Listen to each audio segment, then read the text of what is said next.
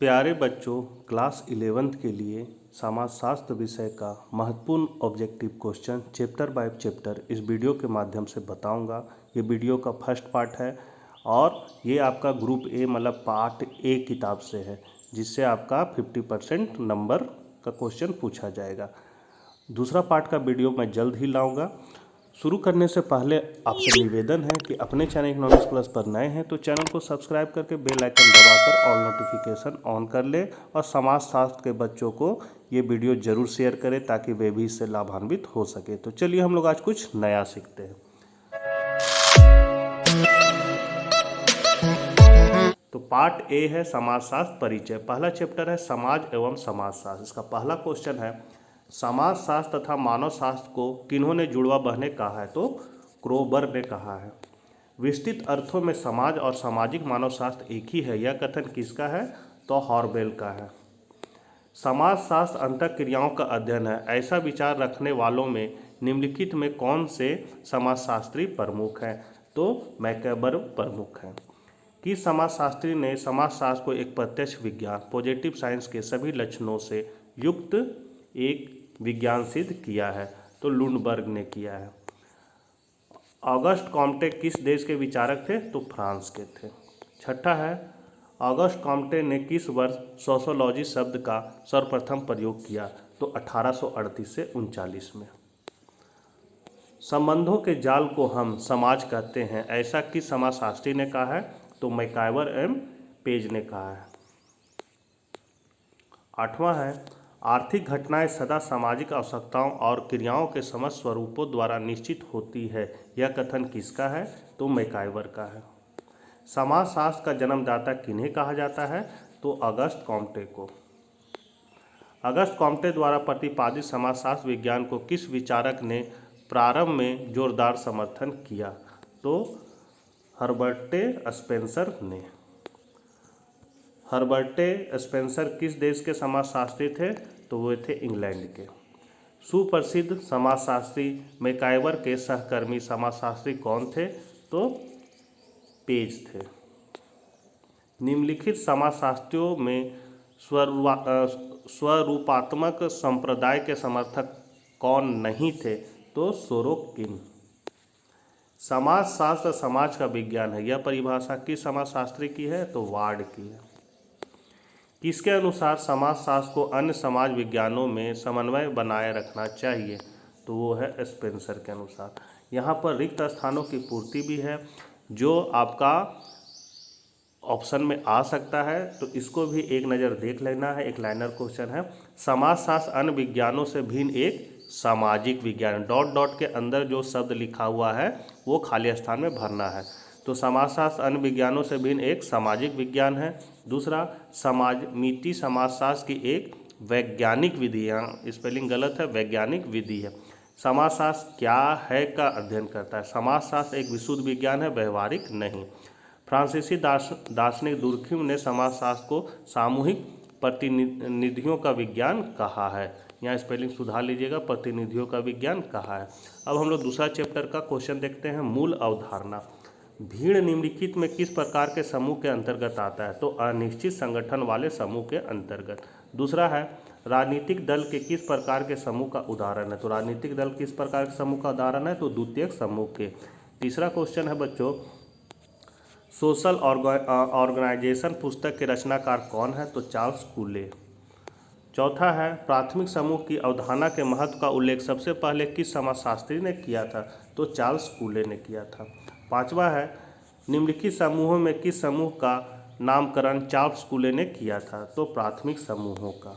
छठा है, किन दो समाजशास्त्रियों द्वारा किया गया समूह का वर्गीकरण अधिक प्रचलित है? तो समनर एवं चार्ल्स कूले। सातवां नंबर क्वेश्चन है, निम्नलिखित में से कौन प्राथमिक समूह की विशेषता नहीं है? तो बड़ा आकार। आठवां है, निम्नलिखित समूह में कौन सा प्राथमिक समूह नहीं है? तो अस्पताल। निम्नलिखित कथनों में से सही कथन का चयन कीजिए। तो सब गलत है, डी नंबर है। क्षेत्रीय समूह एवं हितों के प्रति चेतन समूह का वर्गीकरण मैकाइवर तथा पेज ने किया है। 10वां है, समूह से हमारा तात्पर्य एक ऐसे संग्रह से है जिसमें एक दूसरे के बीच सामाजिक संबंध निश्चित हो गए हैं। किन्होंने ऐसा कहा है? तो ऐसा कहा है मैकाइवर एवं पेज ने। मैकाइवर तथा पेज द्वारा समूह की परिभाषा में किस तथ्य पर अधिक जोर दिया गया है? तो सामाजिक संबंधों पर। समूह के संबंध में निम्नलिखित में से सही कथन का चयन कीजिए। तो समूह में पारस्परिक संबंध अनिवार्य होता है। समूह की ऐसी परिभाषा किनके द्वारा दी गई है जिसमें एक दूसरे को प्रभावित करने की बात कही गई है? तो ये है ऑर्गबर्न एवं नीमकॉफ द्वारा। निम्नलिखित में से चार्ल्स कूले की पुस्तक का नाम बताएं। तो सोशल ऑर्गेनाइजेशन। निम्नलिखित में कौन सा ऐसा कथन है जो समूह की विशेषता व्यक्त नहीं करता है? तो समूह की सदस्यता अनिवार्य होती है। समूह से संबंध कौन सा कथन गलत है? तो है समूह के लिए औपचारिक संबंधों का होना आवश्यक है। किसने कहा है कि द्वितीय समूह ऐसे हैं जिसमें घनिष्ठता का पूर्णतः अभाव रहता है? तो चार्ल्स कूले। रिक्त स्थानों की पूर्ति करें। प्राथमिक समूह तथा द्वितीयक समूह का वर्गीकरण चार्ल्स कूले ने किया है। समूह व्यक्तियों की एक संबंध सूचक इकाई है। किसी भी समूह की सदस्यता ऐच्छिक होती है। प्रत्येक समूह की अपनी निश्चित संरचना होती है। जाति हित के प्रति चेतन समूह का एक उदाहरण है जिसका निश्चित संगठन नहीं होता है। मैकाइवर एवं पेज ने भी स्वीकारा है कि समूह का वर्गीकरण प्राथमिक तथा द्वितीयक समूह में ही करना चाहिए। 7वां है द्वितीयक समूह में आमने सामने का संबंध ही उसकी वास्तविक विशेषता है। 8वां है द्वितीयक समूह का उदाहरण है राजनीतिक। 9वां है परिवार ही मानव स्वभाव के गुणों का आधार तैयार करता है। 10वां है प्राथमिक समूहों से तात्पर्य उन समूहों से है जिनकी विशेषता आमने सामने का घनिष्ठ संबंध और सहयोग है, ऐसा चार्ल्स कूले ने कहा है। द्वितीयक समूह ऐसे समूह है जिसमें घनिष्ठता का पूर्णतः अभाव रहता है। 12 है समुदाय क्षेत्रीय समूह का एक प्रमुख उदाहरण है। मैकाइवर तथा पेज ने समूह को 3 श्रेणियों में विभाजित किया है। प्राथमिक समूह से संबंध स्वतः निर्मित होते रहते हैं। प्राथमिक समूह में मैं का अस्तित्व हम में विलीन हो जाता है। अप्रत्यक्ष संपर्क द्वितीयक समूह की एक मुख्य विशेषता है। द्वितीयक समूह में औपचारिकता होती है। तीसरा चैप्टर है सामाजिक संस्थाएं। पहला क्वेश्चन है इसका, निम्नांकित में किनमें बहुपति विवाह की प्रथा प्रचलित है? तो नायरों में। किस समाजशास्त्री ने परिवार के संगठन में रक्त संबंध पर अधिक जोर दिया है? तो किंग्सले डेविस ने। निम्नलिखित में से कौन सा संगठन प्रत्यक्ष सहयोग पर आधारित है? तो परिवार। किसने परिवार को एक प्रकार का मनोवैज्ञानिक आराम गृह कहा है? तो सदरलैंड तथा वुडवर्ड ने। निम्नांकित में कौन सा कथन परिवार के लिए उपयुक्त नहीं है? तो परिवार की प्रकृति अस्थायी होती है। किनके शब्दों में परिवार लगभग एक अस्थायी समिति है? तो ऑर्गबर्न एवं नीमकॉफ के।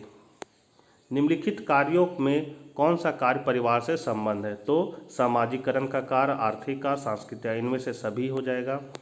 मैकाइवर तथा पेज के अनुसार परिवार का कौन सा लक्षण सही नहीं है? तो विस्तृत आकार। निम्नांकित कथनों में परिवार से संबंध कौन सा कथन सही नहीं है? तो परिवार कुछ लोगों का संग्रह है। परिवार की उत्पत्ति के बारे में मैकाइवर तथा पेज के अनुसार कौन सा कथन सत्य है? तो मानव जीवन के विकास में कभी कोई अवस्था नहीं थी जब परिवार नहीं था। कौन से समाजशास्त्री ने परिवार को एक समिति के अतिरिक्त एक संस्था भी कहा है? तो मैकाइवर एवं पेज ने। परिवार की उत्पत्ति के विकासवादी सिद्धांत के प्रमुख समाजशास्त्री कौन थे? तो बेकोफन। निम्नांकित में कौन सा कार्य परिवार का जैविकीय कार्य नहीं है? तो सहयोग एवं श्रम विभाजन। पितृवंशीय परिवार के वर्गीकरण का निम्नांकित में कौन सा आधार है? तो वंश का आधार। परिवार की उत्पत्ति के संबंध में एक विवाह के सिद्धांत के प्रतिपादक कौन है? तो वेस्टरमार्क। जब एक स्त्री के एक समय में अधिक पति होते हैं तो उसे कहते हैं, तो उसको हम लोग कहते हैं बहुपति विवाह। एक लाइनर क्वेश्चन है, फैमिली शब्द लैटिन भाषा के फैमुलस से बना है। परिवार एक अस्थायी समिति है जो पति पत्नी से निर्मित होता है, चाहे उनकी संतान हो अथवा नहीं। परिवार समाज की एक प्राथमिक इकाई है। अन्य समूहों की तुलना में परिवार का कार्य छोटा होता है। एक संस्था के रूप में परिवार की प्रकृति अस्थायी होती है। परिवार की एक प्रमुख विशेषता है एक समान निवास, जहां सभी सदस्य एक साथ रहते हैं। मैकाइवर तथा पेज की राय में सभी सामाजिक रूपों में परिवार सर्वाधिक सार्वभौमिक है। परिवार मनुष्य के सामाजिकरण का एक प्रमुख साधन है। परिवार मौलिक और सार्वभौम सत्ता है जिसके ऊपर प्रत्येक समाज का अस्तित्व निर्भर करता है। एकांकी परिवार को नाभिकीय परिवार भी कहते हैं। भातृ बहुपतिक परिवार बहुविवाही परिवार का एक भेद है। विवाह की प्रथा के आधार पर हिंदुओं में प्रायः एक विवाही परिवार पाए जाते हैं। मैकाइवर तथा पेज के अनुसार परिवार एक समिति भी है और एक संस्था भी। परिवार एक सार्वभौमिक संस्था है जो प्रत्येक काल तथा समाज में किसी न किसी रूप में विद्यमान रहता है। अब चौथा चैप्टर है संस्कृति और समाज। पहला क्वेश्चन है, सर्वप्रथम किसने संस्कृति के लिए अधिसावयवी शब्द का प्रयोग किया? तो वो किया था क्रोबर ने। अभौतिक संस्कृति का कौन सा एक उदाहरण है? तो लोकाचार। तीसरा है, संस्कृति के संबंध में नीचे दिए गए कथनों में कौन सा सही नहीं है? तो संस्कृति सीखी नहीं जाती। निम्नलिखित में कौन सा कारक व्यक्तित्व को सर्वाधिक प्रभावित करता है? तो संस्कृति। भौतिक संस्कृति का एक उदाहरण है वर्तन। व्यक्तित्व प्रभावित होता है किससे? संस्कृति से। किसने संस्कृति को सामाजिक विरासत कहा है? तो ब्रूम तथा सेल्जनिक ने। निम्नलिखित समाजशास्त्रियों में से सांस्कृतिक विलंबना की धारणा किसने दिया है? तो WF आर्गबर्न ने। जिस प्रक्रिया द्वारा व्यक्ति आत्मपन व्यक्तित्व एवं सांस्कृतिक तत्वों को ग्रहण करता है कहलाता है तो सामाजिकरण। यह कथन किसका है कि एक व्यक्ति के सामाजिक प्राणी के रूप में परिवर्तित होने की प्रक्रिया का नाम ही सामाजिकरण है? तो यह है न्यूमेयर का। सामाजिकरण वह प्रक्रिया है जिसके द्वारा लोग अपनी संस्कृति के विश्वासों, अभिव्यक्तियों, मूल्यों और प्रथाओं को ग्रहण करते हैं। यह कथन किसका है? तो स्टीवर्ट एवं ग्लिन का। सामाजिकरण की प्रक्रिया को काम, प्रवृत्तियों, लिबिडो से निर्धारित कौन सा विद्वान मानता है? तो फ्राइड। 14 है, लिबिडो की अवधारणा से किस विद्वान का संबंध है? तो फ्राइड का।